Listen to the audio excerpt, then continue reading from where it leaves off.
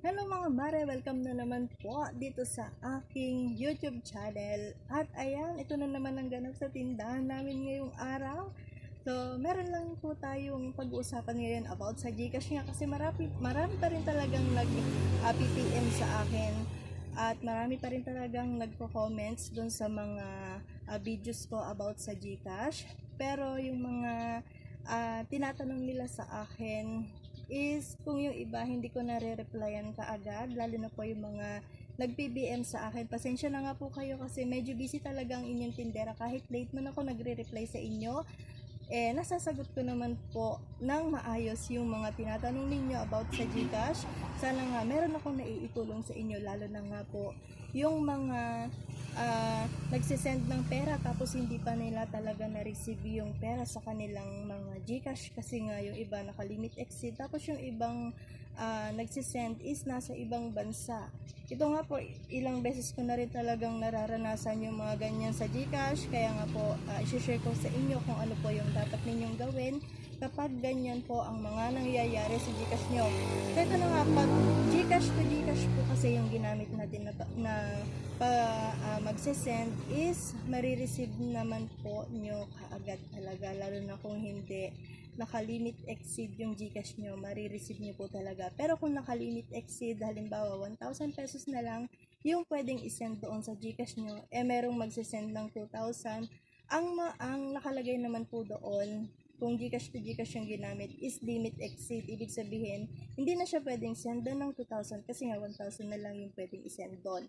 So, nakalagay naman po doon. Pero pag bank transfer kasi ang ginamit, mga PayPal, or kung ano pa man yung ginamit ng sender sa pagsisend, is hindi po talaga lalabas doon yung limit exceed. So, ayun talaga nakakakaba. Na-send nila yung 2,000 pesos, 1,000 pesos na lang yung pwedeng isend doon sa Gcash mo. Nag-successfully naman, pero hindi mo pa rin nare-receive yung pera kasi nga, naka-limit exceed ka. Ano nga po ba ang dapat nyong gawin?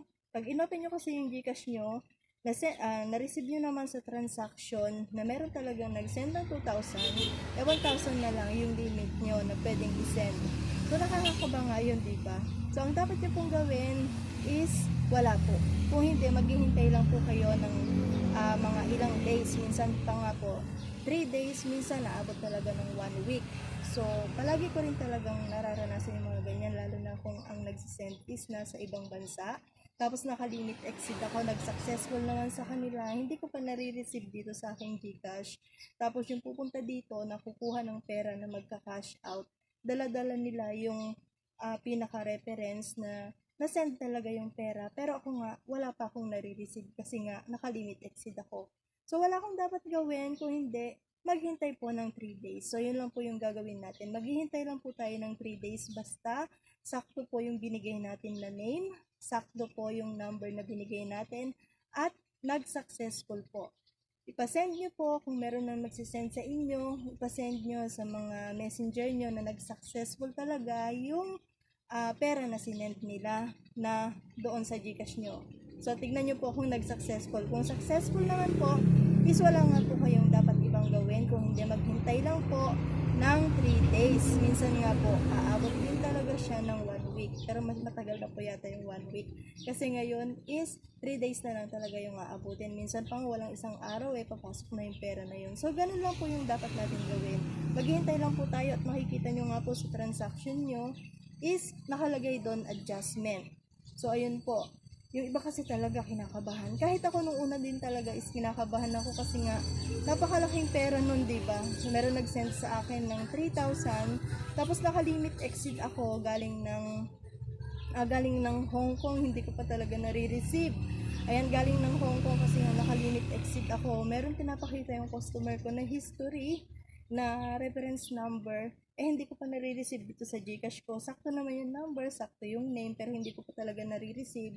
Sa ilang days pa talaga yung pumasok. Parang nasa kulang 1 week talaga yung hinintay ko bago pumasok. Parang nasa 4 days ata yung hinintay ko. 4 days or 3 days, hindi ko na matandaan. At ayun nga, pumasok din. Nakita ko dito sa aking transaction is nakalagay adjustment. So, ganun lang po. Tignan-tignan lang natin kasi hindi na rin talaga nagte-text yung Gcash ngayon. Kung meron talagang magsisend ng pera sa atin, parang magpa-pop up na lang dun sa taas ng cellphone natin kung meron talagang nag-send ng pera. Pero kung galing ibang bansa, is yung iba, meron naman tayong nare-receive na message. Pero karamihan talaga is wala tayong nare-receive na message. Makikita na lang natin pag nag-pop up talaga doon sa cellphone natin na meron talaga tayong na-receive na pera. Ayan, meron nag-send sa atin na pera. So, sa mga nakalimit exceed naman po, ganun din po. Sa mga nakalimit exceed po yung kanilang GCash, kung bank transfer nga po yung ginamit sa pagsisend is hindi po nila makikita yon na nakalimit yung GCash nyo kasi nga bank transfer po yung ginamit nila. Pero kung GCash to GCash po yung ginamit ng sender sa pagsisend is lalabas naman po doon na nakalimit exceed yung GCash nyo at hindi po nila pwedeng sendan ng pera yung GCash nyo kasi nga nakalimit exceed po. At ayan nga po, marami pa rin po talaga nag-PPM sa akin, maraming nagtatanong. Sana po panoorin niyo po ang video na to para naman po hindi po kayo kabahan kapag halimbawa nga po na meron nag-send sa inyo at hindi nyo na-receive kaagad. Ayan, sana mapanood niyo po ang video na to at wala nga po kayong ibang dapat gawin kung hindi maghintay kasi si Gcash na nga po yung mag-a-adjust sa atin. At meron pa nga po yung iba na nagtatanong sa akin, kapag re-replyan ko sila nang maghintay lang sila after 3 days or minsan 1 week, nandun na kaagad pumapasok na talaga sa GCash nila yung pera. Pero ganun pa man is maraming salamat nga po kasi meron din po akong naitutulong kahit papano sa mga kinakabahan kung papasok pa talaga yung pera nila doon sa GCash kahit na na-receive naman nila sa transaction at wala pa nga sa balance nila yung pera. Ayan, maraming salamat pa rin po sa inyo kasi nagko-comments pa rin po kayo at nag-PPM pa rin po kayo sa akin at sa mga nasa ibang bansa, ayan na nagtatanong sa akin. Sana po meron na naman po akong naitulong sa inyo at yung mga nandito sa Pilipinas, sana nga po meron na naman akong naitulong din sa inyo about sa GCash po. At sa mga hindi pa nga po nakapollow sa aking Facebook, siguro hanggang dito na lang po ulit ang video na to. At kung meron po kayong hindi na iintindihan or kinakabahan pa rin po kayo kung papasok po talaga yung pera ninyo o hindi na papasok. So, i-message nyo lang po ako para naman matulungan ko rin po kayo kung ano po yung dapat yung gawin kung halimbawa nga po na hindi na po talaga pumasok yung pera doon sa GCash nyo. So, meron din po akong video na yan. Sana nga po panoorin ninyo.